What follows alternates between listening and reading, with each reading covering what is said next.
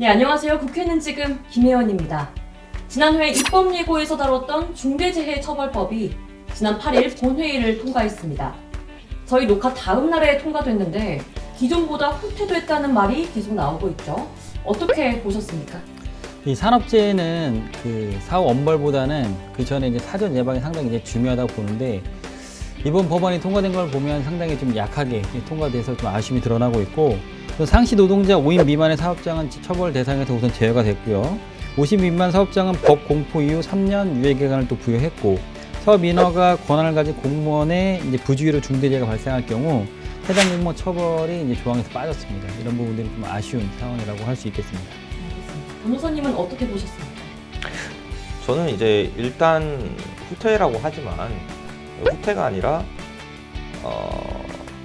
지나친 문제가 생기지는 않게 약간의 조율을 했다, 이 정도로 볼 수 있을 것 같고, 뭐 솔직하게 말씀드리자면 중대재해처벌법 자체가 문제가 좀 많은 상태이기 때문에 그 법을 이제 전체적으로 다시 개정하고 좀 바라보는 그런 시간이 필요했는데, 그런 거 없이 특별한 고민 없이 형량만 좀 낮추고 적용 대상만 좀 줄여주고 끝났어요. 이런 부분이 나중에 이제 법원이나 이 판례가 형성될 때 크게 문제가 될 것으로 생각하고 있습니다. 네, 알겠습니다.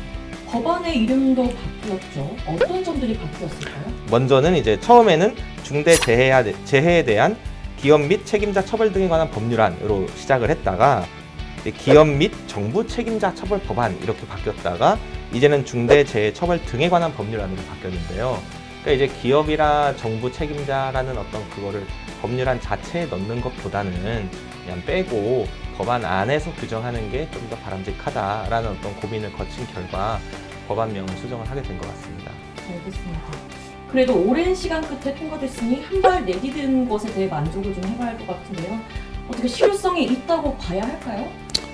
현실적으로 이제 사망자가 발생하는 이제 중대재해는 중소기업의 열악한 환경에서 의한 경우가 많은데, 이제 그런 부분들이 이제 개선할 여지의 시간을 이제 주지는 않고 우선 법안만 이제 통과시켰거든요. 어쨌건 법안을 통과시키면서 이제 기업의 처벌은 좀 줄어들고 또 노동자들도 하여금 환경이 개선돼야 되는데 이럴 시간들을 주진 못했어요. 그리고 사실은 대기업보다는 산업재해 환경이 일어날 수 있는 것들은 이 중소기업들이 열악한 환경들이 많고 특히 5인 미만의 기업들이 많은데, 이런 부분들이 좀 개선해야 될 법안이라고 저는 이렇게 생각이 되어지고, 실효성은 그래도 법안이 통과됐기 때문에 좀 개정안을 거치게 된다면 그래도 또 국권이 잡히지 않을까, 저는 이렇게 긍정적으로 좀 생각을 해봅니다. 변호사님은 어떻게 보십니까? 실효성은 있을 수밖에 없죠. 왜냐하면 무조건 감옥에 넣기 때문에. 그런데 이제 이게 과연 효율적인가 또는 바람직한가에 대해서는 좀 이론의 여지가 있는 것 같아요.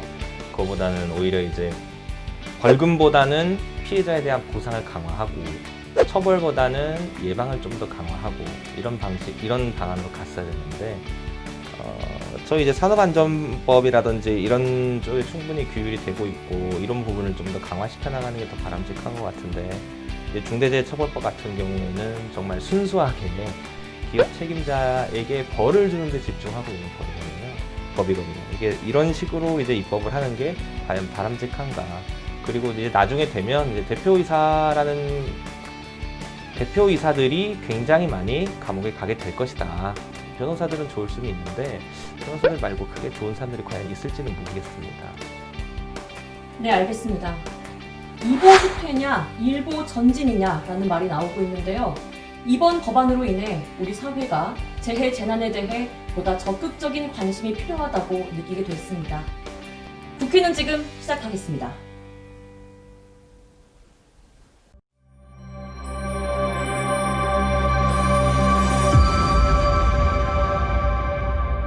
네, 키워드로 살펴보는 국회는 지금. 오늘의 먼저 살펴볼 키워드는 이유 있는 반발입니다. 지난 4일이었죠. 대한피트니스 경영자협회는 정부의 방역 지침에 대한 항의성 오픈을 단행했습니다. 그중 일부는 손님을 받은 곳도 있었는데, 두 분 이번 뉴스 어떻게 보셨습니까? 정말 안타깝다 이렇게 말씀드릴 수밖에 없는데요. 이게 지금 피트니스 업체 또 헬스장 운영하시는 분들이 얼마나 힘든 상황이 있는지를 단적으로 보여주는 상태라고 할 수 있고, 이제 빠르게 이제 조치가 이루어져서 정상화되기를 바랄 뿐입니다. 우선 뭐 피트니스 협회 그 사이트를 들어가 보니까 블로그에 들어가 보니까 우선 오후 9시까지 영업을 우선 임의로 하기로 했고 샤워장 폐쇄와 이제 단체 운동은 이제 금지하기로 해서 나름 이제 규칙을 세워놨어요. 이게 그러니까 정부의 지침을 어긴다는 것이 아니라 못하게 하니까 이제 항의성으로 그날만 이제 열었던 것 같은데 정말 안타까운 그런 상황이죠. 그러니까 정부의 이제 탁상 행정이 이제 만들어 놓은 그런 병폐가 아닐까라고 이제 생각이 되어지고 헬스장 운영자들을 어떻게 보면 이제 길거리로 이 엄동설 안에 이제 내모는 그런 상황인데 그러니까 태권도와 검도는 가능하게 하고 또 해동검도와 합기도는 또 안 된다 그러고 야외 골프장이랑 연습장은 또 허용을 하고 야외 스크린 골프장은 또 안 된다고 하고 그러니까 말이 안 돼요. 그러니까 안 되면 다 안 되고 되게 하면 명확한 근거에 의해서 해야 되는데 그게 지금 없고 형평성에 어긋난 그런 기준들이 상당히 많고 또 대한체육회 및 이제 교육부 산하는 또 허용이 되고 이게 해당이 안 되면 안 된다. 그러니까 이제 헬스장 업주들이나 이제 피트니스 경영자 협회에서는 당연히 이제 길거리 나와서 그렇게 이제 할 수밖에 없는 그런 안타까운 상황입니다. 그리고 야외 공간이라고 해도 어떤 곳은 되고 또 어떤 곳은 안 되는데 그 기준이 그럼 어떤 걸까요? 그러니까 대한체육회와 교육부 산하, 그러니까 아이 돌봄이 가능한 곳은 허용이 되고요. 문체부 산하나 이런데 일반 이제 학원은 안 된다는 거예요. 그러니까 이것도 애매모호하죠. 그리고 스키장에서는 그 스키장 복을 빌려주는 렌탈 업체나 이런 건 되는데 음식 허용은 안 되고 그런데 골프장에서는 또 음식을 팔 수 있게끔 하거든요. 그 기준은 왜? 그 기준이 애매모호한 거죠. 여긴 되고 저긴 안 되고 또 누가 항의를 하면 또 거기서 또 그건 또 되게 해주고 그러니까 이런 것들이 뭐냐면 실적으로 현장에 나와서 현장의 소리를 들었어야 되는데 그냥 지금 뭐 코로나 시국이 워낙 길어지고 지금 계속 뭐 1000명이 육박하는 그런 확진자가 나오기 때문에 탁상행정이라 그러죠. 그냥 펜대만 굴리고 있는 거예요. 이런 부분들이 상당히 이제 안타까운 부분입니다. 지금 이제 코로나가 사태가 시작된 지 거의 1년이라는 기간이 지났는데 아직까지도 체계적인 어떤 셧다운 대책이 있는 게 아니라 그냥 뭐 단계만 나눠서 무조건 이제 넣어서 이건 된다, 이건 안 된다 이런 식으로만 하고 있으니까 좀 이제 국민들의 입장에서도 답답하죠. 수입이 줄어드는 거는 줄어드는 것도 답답한데 내가 왜 닫아야 되고 얘는 왜 여는지 이런 것들을 설명을 안 해주니까 사실 이제 그 저희 제한 시간 같은 것도 문제가 되게 많은 게 아니 사람들을 퍼뜨리려면 시간을 더 늘려주고 대신에 이제 업장에 들어갈 수 있는 사람 수를 제한을 해서 사람이 분산되도록 하는 게 맞지 않아요?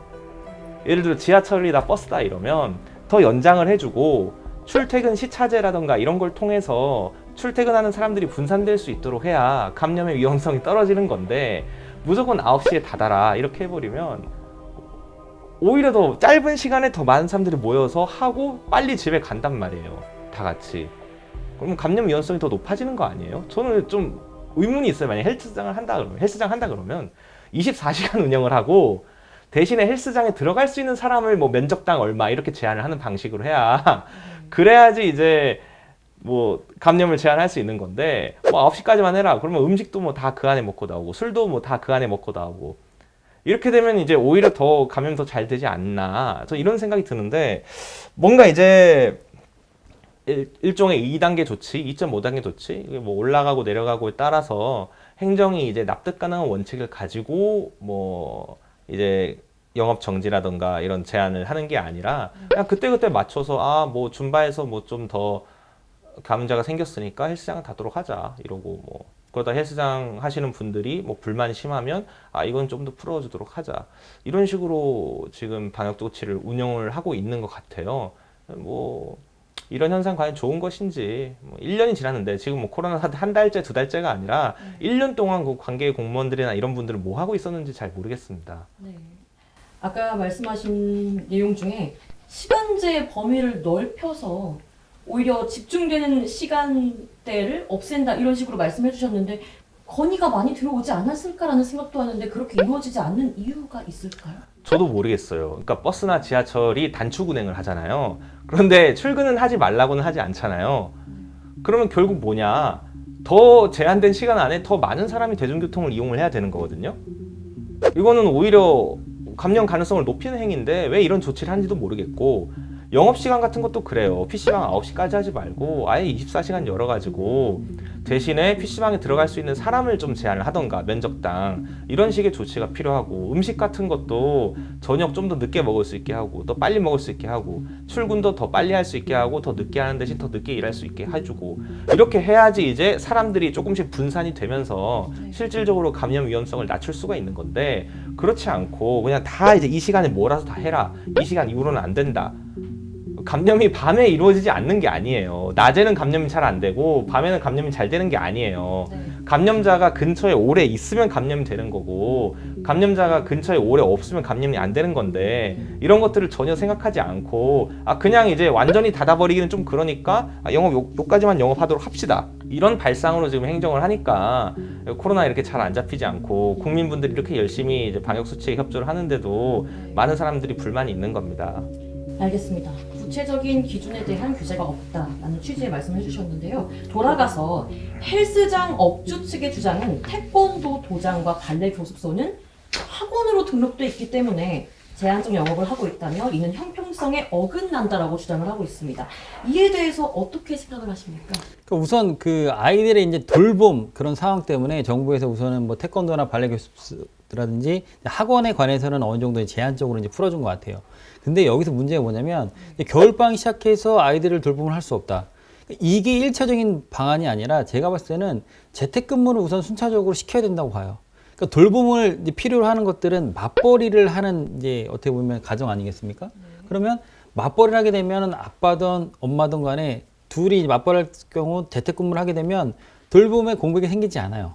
단지 이제 부모들이 더 힘들겠죠. 하지만 이게 다 재택근무를 하지 않고 권장을 하지 않고 아무리 경제가 잘 돌아간다고 해서 회사를 다 내모니까 돌봄의 공백이 생기니까 아이들을 어쩔 수 없이 뭐 태권도장이나 학원으로 이제 돌리는 그런 현상이 발생이 되는데, 그러면 여기서 뭐 태권도장이라든지 발레 교수에서는 마스크를 끼고 한다 그래도 비말이 발생을 해요. 그리고 아이들이 없는 상황에서 아이들 픽업을 누가 합니까? 중간에 그 부모들이 회사에 와서 아이들 태워주고 갑니까? 아니에요. 학원차, 뭐 봉고차를 타고 이제 운영을 하는데, 거기서도 기본적으로 스트렉스 11인승, 9인승을 탄다고 해도 아이들이 밀집된 지역이 있을 수밖에 없고, 아이들은 마스크 쓰는 것도 취약하죠. 이런 상황에서 그러면 아이들은 코로나 상황에서 괜찮고 어른들은 코로나 상황에서 안 된다? 이렇게 어긋난 이제 형평성을 갖고 이제 헬스장 업주들이 그렇게 이제 반발을 하는 거죠. 사실 이제 아이들이나 노인 같은 면역력이 취약한 분들이 코로나에 걸렸을 때 사망률이 더 높은데, 이런 것들을 도외시하고 그냥 돌봄이 필요한 것들은 열어주고 아닌 것들은 이제 막고, 이런 식으로 하는 거는 좀 너무 자의적인 조치가 아닌가라는 생각이 들고요. 이제 교수님께서도 말씀하셨듯이 봉고차를 타면 이제 밀집된 공간에 서로 같이 앉아 있잖아요. 그러면서 이제 떠들기도 하고, 야 어제도 뭐 했냐, 뭐 무슨 뭐 게임 했냐, 뭐 놀았냐, 이렇게 하면서 얘기를 하다 보면 자연스럽게 한 명이 걸리면 다른 사람들도 걸릴 수밖에 없는 시스템이에요. 그거보다 오히려 헬스장은 감염 우려가 낮다고 할 수 있어요. 뭐 땀도 흘리고 이러지만 운동 강도를 낮추자, 대신 각자 개인 어느 정도 거리를 두고 운동을 하도록 하자, 이렇게 하면 오히려 더 낫고, 성인 같은 경우에는 걸려도 이제 뭐 치명률이나 이런 게 낮은 편이고, 이런 점을 감안하면 왜 학원은 되는데 헬스장은 안 되는가, 여기에 대해서 충분히 의문을 제기할 수 있고, 거기에 대해서 강력하게 이제 비판과 비난을 가한 피트니스 뭐 경영자 협회나 헬스장 업주분들의 주장은 일견 타당하다고 생각이 됩니다. 알겠습니다.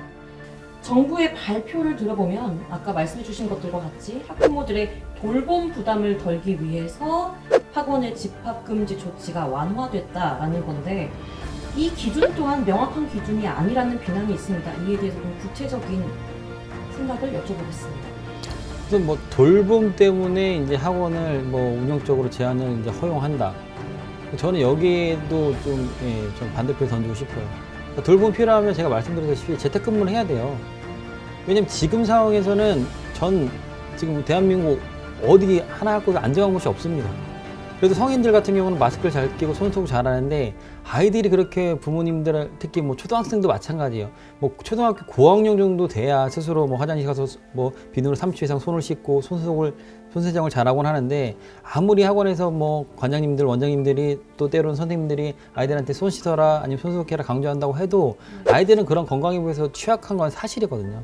그러니까 이런 부분들에 대해서 돌봄이 정말 긴급 돌봄이 필요한 상황이긴 합니다만, 정책적으로 봤을 때는 우선은 재택근무가 더 시급하지 않았나 이렇게 좀 생각이 되어집니다. 알겠습니다. 변호사님은 어떠십니까?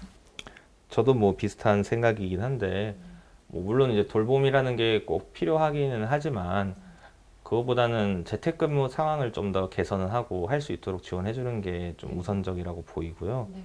방역 원칙에 있어서 어떤 경제적인 부분이나 이런 기타 요소들을 고려해야 되는 거는 맞아요. 맞는데 뭐 원칙이 있는지 없는지도 모르겠고 그냥 무조건 닫아라 이렇게만 말을 하니까 이제 규제를 당하는 입장에서는 너무 억울한 거죠. 억울하고 뭐 여기는 여는데 우리는 못 열고 이게 뭐냐. 우리가 과연 걔네랑 다른 게 뭐냐. 그러니까 이제 억울하고 또 이제 형평성의 문제가 발생하고 이 부분들에 사람들이 분노하고 있는 것이 아닌가라는 생각이 듭니다. 네, 알겠습니다.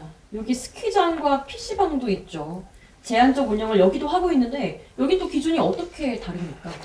그래서 뭐 스키장은 렌탈이랑 탈의실은 허용을 해줬고 이제 먹고 이렇게 쉬는 거는 이제 허용을 안 해줬어요. 근데 또 스키장 업주들은 또 뭘 반발을 하냐면 놀이동산이나 이런 골프장은 모든 게 허용이 돼요. 시간만 이제 허용이 안 될 뿐이고. 그러니까 형평성이 어긋난 거죠. 왜냐면 운동에 이것도 열량 소비가 상당히 많이 된단 말이에요. 그러면 이제 간식이라든지 이런 걸 이제 먹어야 되는데 이제 그런 걸 이제 못 먹게 하는데 놀이동산은 사실은 이런 게 허용해 줬거든요. 그러니까 형평성이 확실히 어긋난 거고 PC방 같은 경우는 이제 오후 9시까지 이제 영업이 이제 운영적으로 제한되는데 사실은 PC방 출입을 하는 데 있어서 PC 요즘 뭐 사용 500원, 1000원이래요.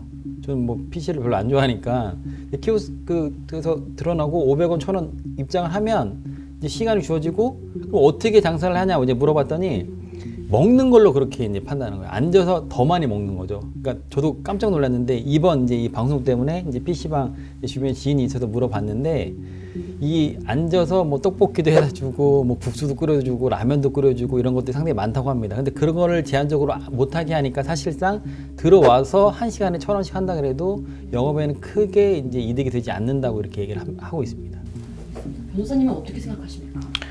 사실 스키장 같은 경우에는 우리가 고글이나 이런 것들을 다 하고 운동을 하고 야외에서 이제 운동을 하는 행위는 크게 감염 위험성이 높지는 않다고 하거든요. 그래서 뭐 저는 스키장에 대해서는 어느 정도 열어주는 게 맞는 것 같다. 근데 스키장의 문제는 이제 리프트를 타면서 줄을 서면서 이제 이런 거 이제 밀집되는 구간들이 있어요. 스키장이 이제 다른 운동하는 곳들과 다른 이유가 놀이동산은 사실 전혀 다른 얘기인데 뭐 골프장 같은 경우에는 뭐 4명, 5명, 5명, 뭐 4명에서 팀을 짜서 그 팀들끼리만 다니잖아요. 캐디랑.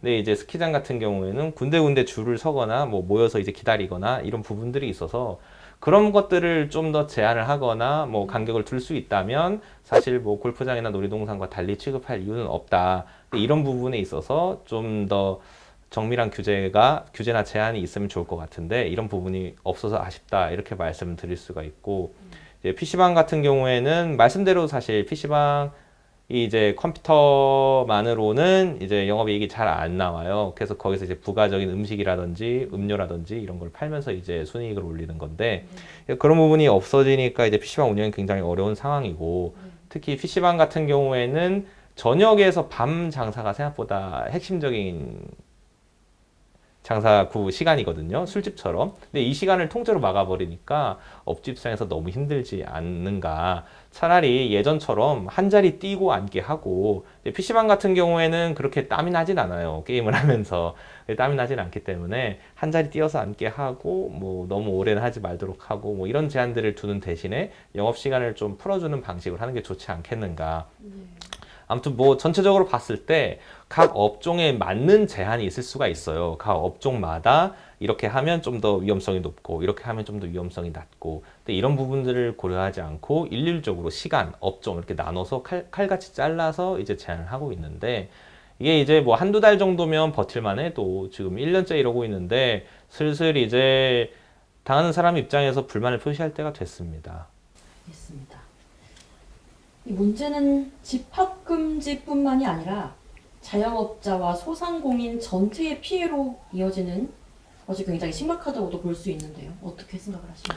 이게 뭐 심각한 수준이 아니라 거의 그냥 아사 직전이에요. 자영업자분들이나 소상공인분들 같은 경우에 그나마 뭐 배달이 되고 이런 분들은 괜찮은데 반드시 대면으로 해야 되고 이런 업장들이 많이 있잖아요. 굉장히 지금 폐업을 많이 하고 있고, 요즘엔 뭐 예를 들어 헬스 기기 같은 거 뭐 중고로 내놓으면 누가 사가지도 않아요. 예, 뭐 코인 노래방이라든지 이런 것들이 이제 폐업하는 자영업자분들이 이제 뭐 권리금을 받을 수도 없고 권리금 받을 수 없을 뿐만 아니라 이제 뭐 그럼 기기라도 팔아가지고 뭐 폐업 자금이라도 조금 확보를 하자라고 했을 때 그걸 사가는 사람조차 없습니다. 이런 상황인데 이제 옛날에 이제 총리께서는 뭐 모아둔 돈이 있으니까 그걸로 버티면서 놀아라 이런 말이나 하고, 요즘에는 이제 그 발언을 이제 철회를 하시면서 뭐 눈물도 흘리시고 이러셨는데, 처음에 그렇게 말했을 때 저는 좀 이건 좀 아닌데 라는 생각을 많이 했었고, 지금도 소상공인에 대해서 너무 피해가 심각하기 때문에 여러 가지 조치들이 필요한데도 불구하고 뭐 이자 유예 이런 것들도 유예 기간이 끝나니까 은행에서 2배로 납부를 하래요, 원리금 상환을. 이렇게 되면 바로 버티지 못하고 파산하는 사람들이 생길 수밖에 없는데, 정부 지금 조치가 많이 부족했다라고 생각이 들죠. 알겠습니다. 교수님은 어떻게 보십니까? 요즘 뭐 길거리를 이렇게 돌아다니다 보면 다 임대 이렇게 다 써 있는 데가 많죠. 그리고 사실은 이 자영업자들, 특히 소상공인 같은 경우는 폐업을 또 마땅히 할 수도 없어요. 왜냐면 하게 되면 기본 들어갔던 인테리어 이제 비용이 있지 않습니까? 그러면 자기 건물이 아니기 때문에 이제 원상복구를 시켜줘야 돼요. 그러면 그걸 또 철거하는 데 있어서 기본적으로 평수가 한 30평 정도 되면 한 1,500에서 2,000 정도 들거든요. 그것도 돈이에요. 권리금은 아예 뭐 받지도 못하고, 권리금 내고 들어갔는데 오히려 손해보는 상황에서 기준이 애매모호하고 없었기 때문에 아마 이렇지 않을까. 그리고 심지어는 주변에 뭐 자영업자들은 이렇게 얘기를 해요. 이럴 바에는 어차피 9시까지밖에 안 되면 차라리 한 열흘 정도는 아예 나오지 말게 하고, 그냥 뭐 그때 재난지원금 뭐 50만 원, 60만 원 주면서 집에서 그냥 차라리 배달만 시켜 먹게 하면 오히려 더 금방 잡지 않을까라고 하는데, 그건 뭐 국민들의 생각이긴 합니다만 정부의 생각은 국민들의 생각과는 좀 다른 것 같아요. 알겠습니다. 이에 대한 대책으로 정부가 지난주 6일에 3차 재난지원금에 대해 발표를 했지 않습니까? 어떤 내용이었습니까? 이제 업종마다 이제 제한이나 정지되는 업종들에 대해서 차별적으로 100만 원, 200만 원, 300만 원을 지급한다는 내용인데, 뭐 사실 정확하게 말씀드리자면 언발의 오줌 누기라고 할 수가 있겠죠. 왜냐하면 지금 이 코로나로 인한 피해가 뭐 수천만 원에서 크게는 수억 원까지 이르는데, 이제 100만 원, 200만 원, 300만 원 차등 지급하게 되면 뭐 이자를 뭐 내는 수준, 또는 이제 뭐 한 달 임대료를 내서 버티는 수준밖에 되지 않거든요. 이거를 이제 1차 때는 소비로 많이 이어졌어요. 실제로 이제 그런 쿠폰이나 이런 걸로 줬으니까. 근데 이제 3차가 돼서는 실질적으로 어려움을 겪고 있는 분들이 너무 많기 때문에 차별적으로 이제 저희가 차등 지급을 한다고 해도 이분들을 실질적으로 돕기는 매우 부족한 금액이다. 그래서 재원 낭비로 끝날 가능성이 높다, 이렇게 말씀드릴 수가 있습니다. 그럼 이 헬스장 업주들에 대한 지원금도 같나요? 어떻게 된 건가요? 뭐 300만 원을 받는다고 해서 그걸로 이제 한 달 임대료를 내면 끝이지, 임대료도 뭐 안 되는 경우도 많고요. 뭐 300만 원으로는 뭐 기계를 하나 산다든지 뭐 무슨 이제 원판이나 이런 것 좀 사면 이제 금방 다 쓰는 돈이기 때문에 설비 투자하는 입장에서는 그렇게 큰 돈이라고는 볼 수 없다, 이렇게 말씀드릴 수 있을 것 같아요. 교수님은 이에 대해 어떻게 생각하십니까? 근데 뭐 동의를 합니다. 뭐 300만 원, 200만 원, 100만 원 준다고 해도 월세가 뭐 지방은 뭐 이 정도 합니다만, 뭐 수도권 봤을 때는 기본 뭐 최하 500 이상이 된다고 해요. 그러면 300만 원 받아갖고 월세조차도 낼 수도 없는 상황이고, 그렇다고 뭐 월세만 내면 답니까? 본인들 뭐 생활도 해야 되죠. 고정비 나가는 것들이 있을 텐데, 그러니까 집에는 하나도 갖다 주지 못하는 상황에서 정말 길거리에 내몰이라는 그런 상황밖에 안 되고, 규정이 뭐 어느 정도 정해주고 우리가 이때까지만 이렇게 하겠다라고 명확한 뭐 그분들이 납득할 수 있는 근거에 맞는 그런 뭐 기준을 세워주게 된다면 그분들도 희망을 갖고 기다리는데, 이거는 뭐 형평성에 어긋난 계속 뭐 땜질식, 땜빵식 그런 뭐 이렇게 정책만 나오니 좀 안타까운 그런 상황입니다. 네, 전 세계가 코로나19로 문을 걸어 잠갔습니다. 세계 각 정부는 외출을 금지시키는 등의 강력한 조치를 취하고 있는데요. 그에 반해 한국은 자유로운 외출, 일상에 큰 변화 없는 방역 지침으로 방역 모범 국가로서 세계에서 찬사를 받았습니다. 이번에 정부의 항의에 오픈 시위를 한 헬스장 업주들의 말을 들어보면 정부 방역 지침을 따르지 않겠다고 하는 것이 아닌, 보다 납득할 수 있는 기준과 설명이 필요하다는 주장입니다. 국가로부터 희생을 감당하고 있는 많은 분들이 하루빨리 웃음을 되찾길 바라겠습니다.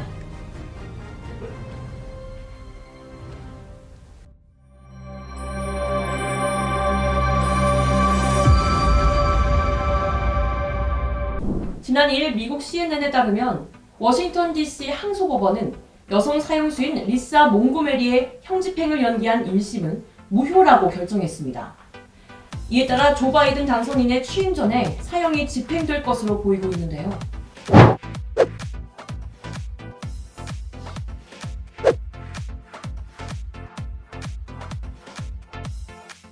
오늘의 입법 예고, 홍준표 의원이 대표 발의한 형사소송법 일부 개정 법률안입니다. 네, 변호사님, 이번 법안 어떤 법안인가요?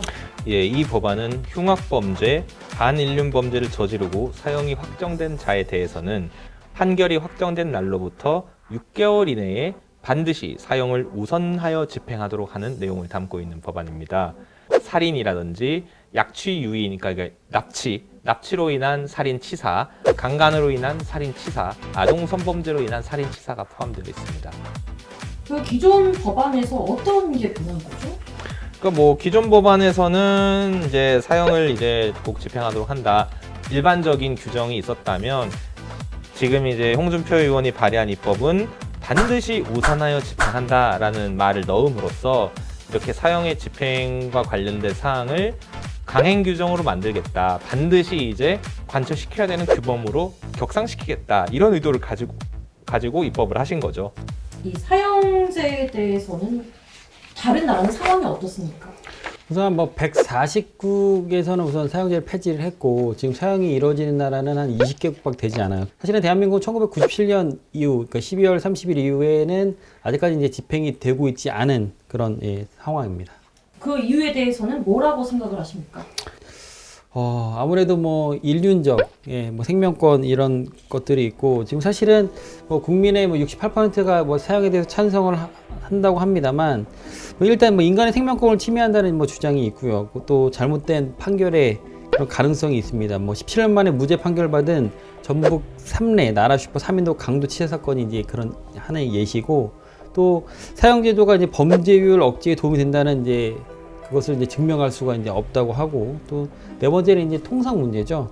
2007년 뭐 유럽 평의회 범죄인 인도와 형사사법 공조 협약 가입 의사를 밝혔으나 사형제가 유지되고 있다는 이유로 해서 이제 우리나라는 이제 거절이 됐거든요. 이에 정부는 유럽 연합에 인도받은 범죄인의 경우는 사형 선고만 하고 집행을 하지 않겠다는 이 서약서를 제출해서 사형 집행한다는 통상 문제가 이제 발생을 합니다. 예, 저는 좀 더 시기별로 도해를 해드리자면, 1997년도 당시에는 이제 김대중 대통령 한때 사형수셨죠. 그분의 이제 결단이 좀 컸던 것 같아요.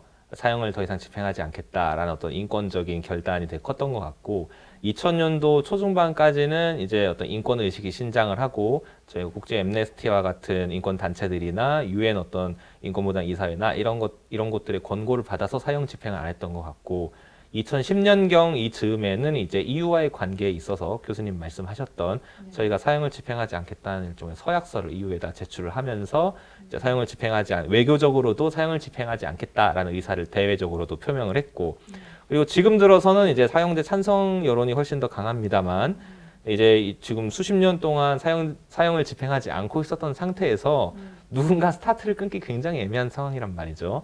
이런 결단을 하기에는 정치적 부담도 크고 외교적으로도 지금까지 형성되어 왔던 관계가 무너질 수 있다, 이런 고려하에 사형을 집행하지 않는다, 이렇게 말씀드릴 수 있을 것 같아요. 알겠습니다. 대한민국은 실질적 폐지 국가라고 하죠. 폐지를 안 하고 이렇게 유지하는 이유가 따로 있을까요? 사실 폐지를 하자니 사형제 찬성 여론이 높고, 뭐 그렇다고 해서 사형제를 굳이 이제 헌법재판소에서 합헌 결정 한번 받았기 때문에 뭐 굳이 움직일 요인도 없고, 그렇다고 해서 집행을 하자니 외교적으로 문제가 생길 수 있고, 내가 이제 사형을 집행하는 최초의 20몇 년의 세월을 넘어서 최초의 대통령 또는 법무부 장관이 된다는 정치적 부담을 지기 싫고, 이런 이제 여러 가지 요소들이 절묘한 균형을 이루어서 사형제를 뭐 배제하지도 않고 변경하지도 않고, 이제 뭐 그냥 사형을 집행을 중지하는 상태로 지금 수십 년째 가고 있는 거예요.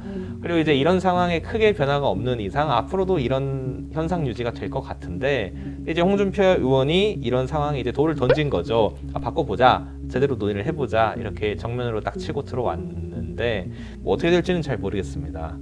네, 여러 입장이 겹쳐서 현재 뭐 유예 상태라고 할 수도 있겠네요. 네, 그렇죠. 이제 집행을 하지 않는 상태인데 뭐 본격적으로 사형제를 없앤 건 아니고 그냥 이제 집행만 유예하고 있는 상태고 이런 이제 과도기적인 상태가 상당히 오래가고 있다.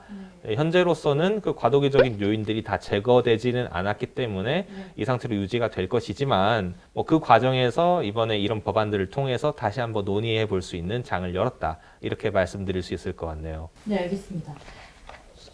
사형제도에 대해서 감정적 찬성, 이성적 반대라는 말이 나오고 있는데 이것에 대해서 어떻게 생각을 하십니까? 그래서 뭐 같은 맥락이죠. 이제 감정적으로는 이제 사형제를 집행해서 법의 무서움을 이제 보여주는 거고, 이성적으로는 뭐 생명권, 인간의 뭐 존엄성들을 하면서 이제 사형을 이제 폐지하자는 그런 상황인데, 이 감정적 찬성, 이성적 반대라는 말 애매모호하죠. 그러니까 저는 개인적으로 뭐 사형 제도를 좀 찬성하는 입장에 좀 쓰는 거지만, 저도 뭐 이성적으로 생각을 한다면 인간의 또 뭐 존엄성이라든지 생명권에 걸리는 부분이 좀 있습니다.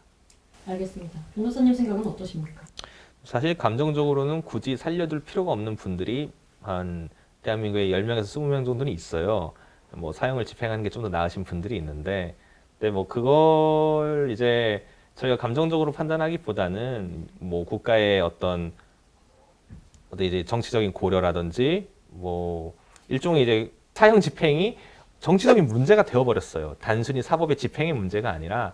그렇기 때문에 그런 점들을 고려해서 판단을 해야 되고, 단순히 인권보호라는 측면도 있습니다만 여러 가지 요소를 고려를 했을 때 사형 집행하는 것이 현재는 적절하지 않다라고 좀 판단을 하고 있습니다. 알겠습니다. 네, 두 분은 사형 제도에 대해서 어떻게 생각을 하십니까? 장기적으로는 폐지되는 게 맞다고 생각을 해요. 근데 이제 다만 좀 더 보완적인 대책이 필요하죠. 이게 지금 뭐 여러 가지 얘기가 나오겠지만 어떤 분이 정말 흉악한 범죄를 저지른 사람이 사회에서 영구적으로 격리될 거라는 확신을 일단 사회가 먼저 줄 수 있어야 되고, 네.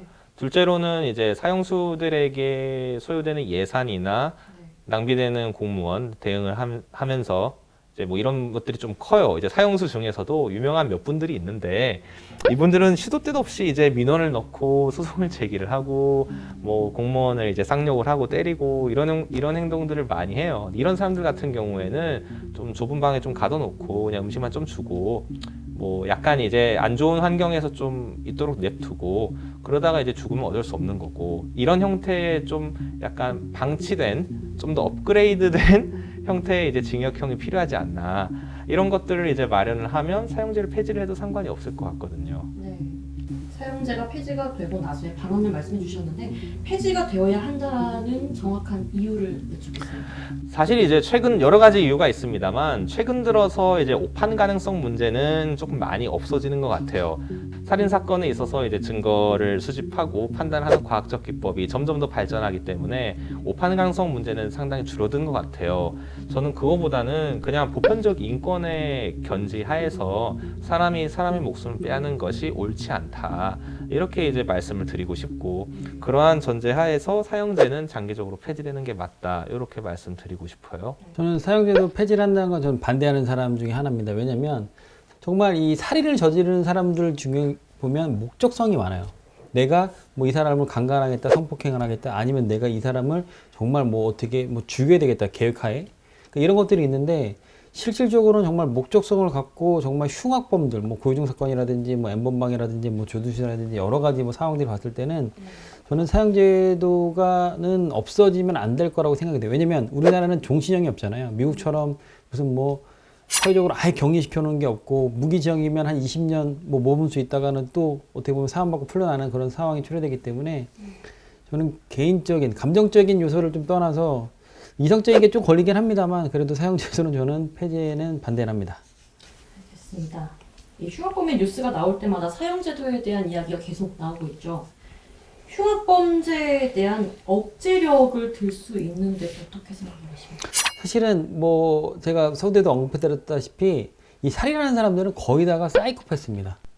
예, 감정이 없죠. 그냥 맹목적으로 죽이고 자기의 목적을 위해서 그 순간의 쾌락을 위해서 이런 것들이 많기 때문에 예전보다는 뭐 납치로 인해서 뭐 살인은 줄어들었습니다만 우발적인 살인 또 특히 우리나라는 가명사회가 뭐 우발적으로 술을 마셨다 뭐 이렇게 되면 감형이 되잖아요.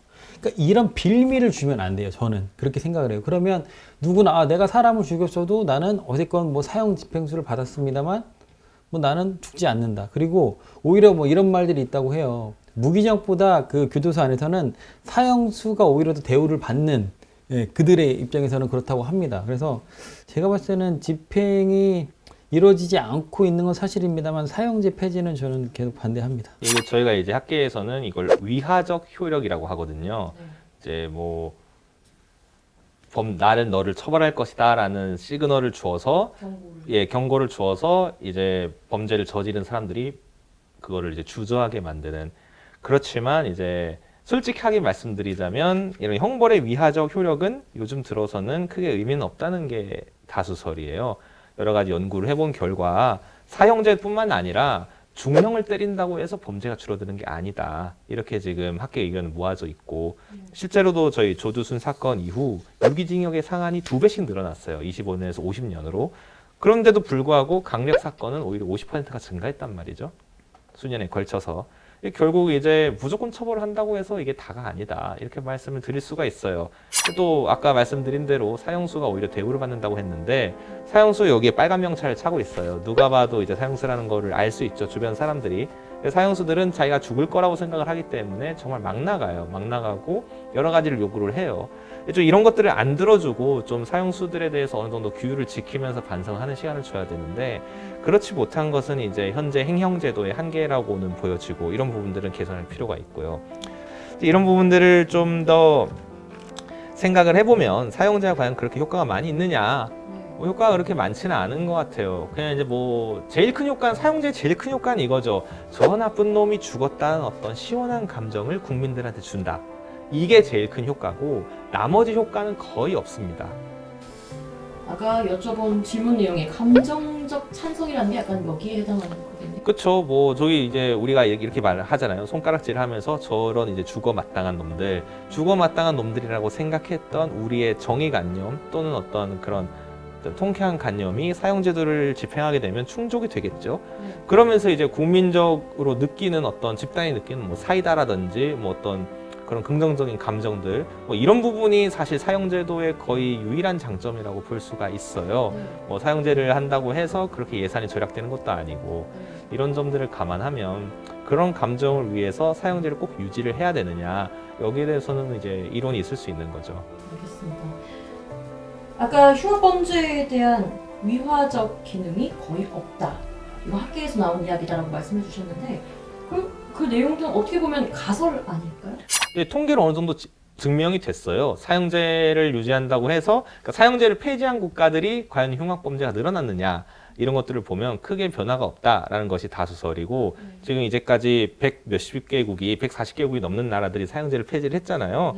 그 140개국이 넘는 나라들을 보면 사형제를 폐지한 이후에 범죄율이 뭐 유의미하게 증가한 나라들이 많이 없어요.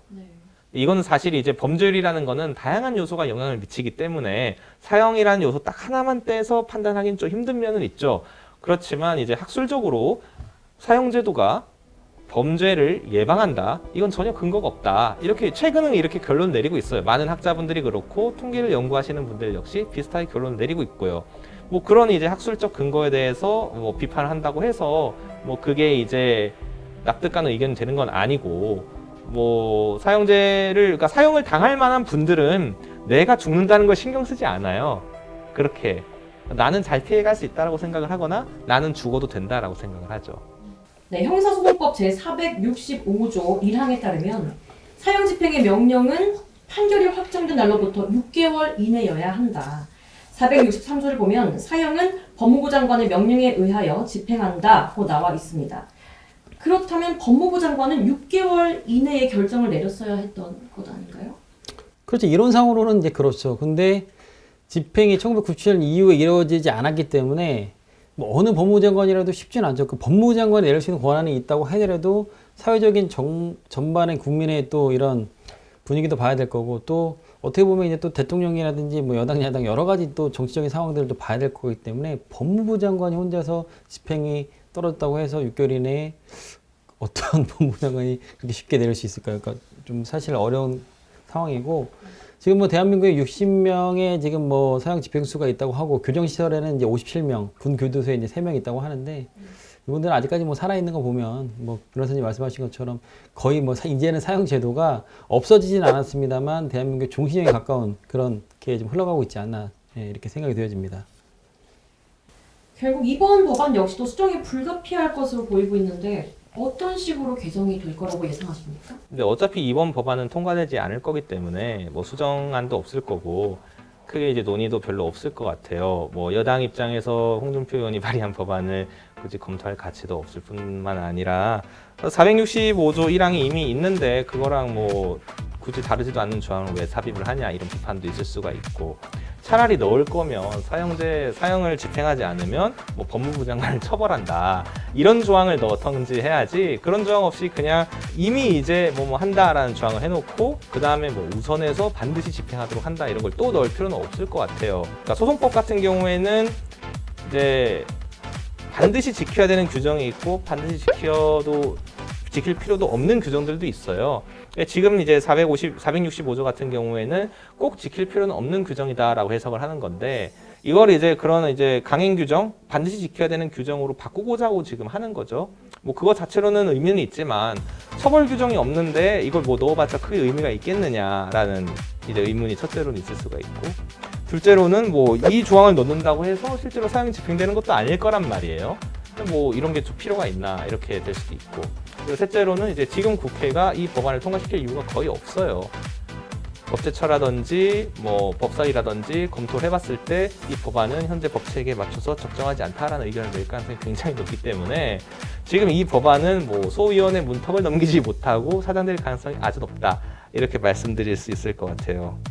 네, 헌법재판소는 지난 2010년에 선고에서 헌법 제37조 2항에 반하지 않는다며 찬성 5명, 반대 4명이라고 했습니다. 당시 헌재의 결정에 대해서 어떻게 생각을 하십니까?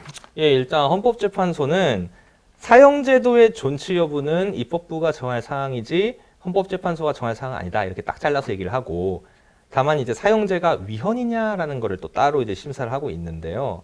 네, 문제는 대한민국 헌법은 말이에요. 110조 4항에 명시적으로 사항을 형벌로 규정을 하고 있습니다. 대한민국 헌법이.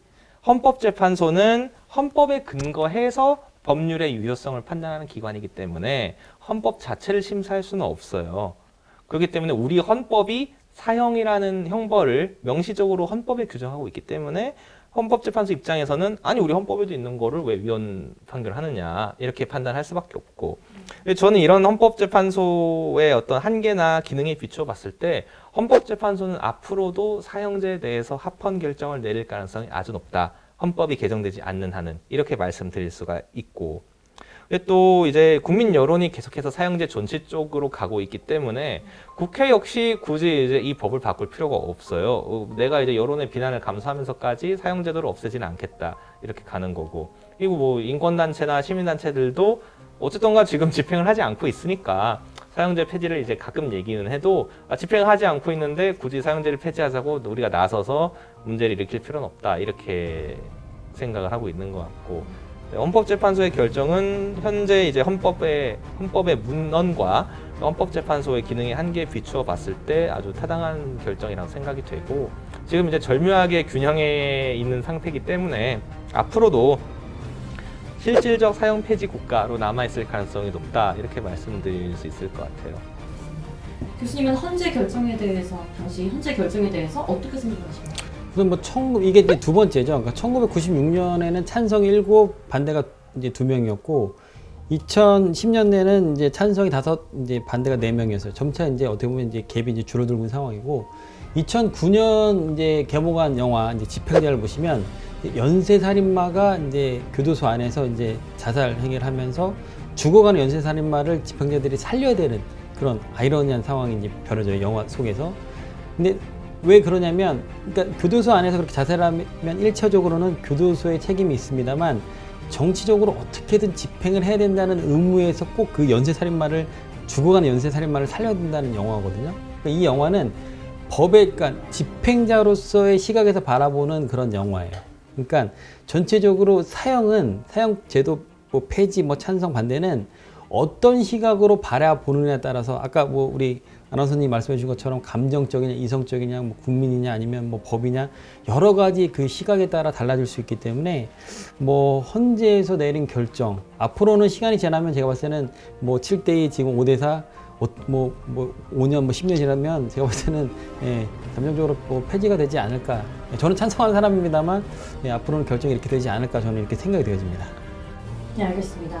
독일의 철학자 임마누엘 칸트는 사형제도에 대해 사형은 살인범의 인간성을 훼손할 수 있는 모든 가혹행위로부터 살인범의 인격을 존중하는 것이라며 사형은 인간의 존엄성을 지키는 인도적 형벌이라고 말했습니다.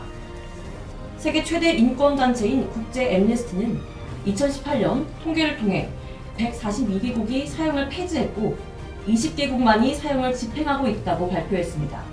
그러면서 사형은 생명권을 침해하는 극도로 잔인하고 비인도적인 형벌이라고 밝히고 있는데요. 한국은 2007년 이후 세계에서 실질적 사형 폐지국으로 분류되고 있습니다. 사형제도, 여러분은 어떤 생각을 가지고 계신가요? 오늘의 입법예고였습니다.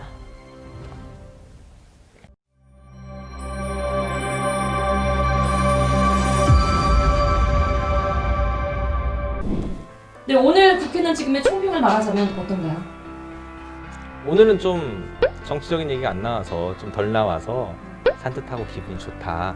사실 정치인 얘기만 나오면 이제 논의가 좀 좋지 못하고 이제 너무 비판적이고 너무 할 말이 많고 이렇게 되니까 안 좋게 되는 경우가 많았었는데 정치인 얘기가 아니라 뭐 정책과 제도 이런 것들만 순수하게 얘기하니까 좀 더 재밌었던 것 같습니다. 저는 뭐 최근 뭐 피트니스나 뭐 헬스장 이런 뭐 사안들을 보면서 이 노래가 또 생각이 났어요, 갑자기. 아이고 성님 동상을 나가라고 하면 어느 곳으로 가오리오. 이 엄동설안에 정말 최근 러시아보다 더 춥습니다. 예, 정말 뭐 영하 뭐 17도, 15도. 예, 오늘도 밖에 지금 많이 눈이 내리고 있습니다만 이 소상공인들이 정말 힘들어요. 지금 뭐 정부도 열심히 뭐 대책을 세워주면서 여러 잘 하고 계시지만 그래도 형평성 있는 그들이 납득할 수 있는 그런 대책을 좀 세워서 좀 정부가 국민들과 함께 좀 이렇게 안고 가는 엄동설에 내보낼 게 아니라 좀 안고 가는 그런 세상이 좀 왔으면 좋겠습니다. 네, 알겠습니다. 저는 오늘 두 분과 함께 사형제도에 관한 이야기까지 나눠보면서 많은 것을 좀 정리하고 받아들이는 시간이었는데요. 네, 오늘 저희가 준비한 내용은 여기까지입니다. 다음 주 화요일 밤 11시에 다시 인사드리겠습니다. 시청해주신 여러분 고맙습니다.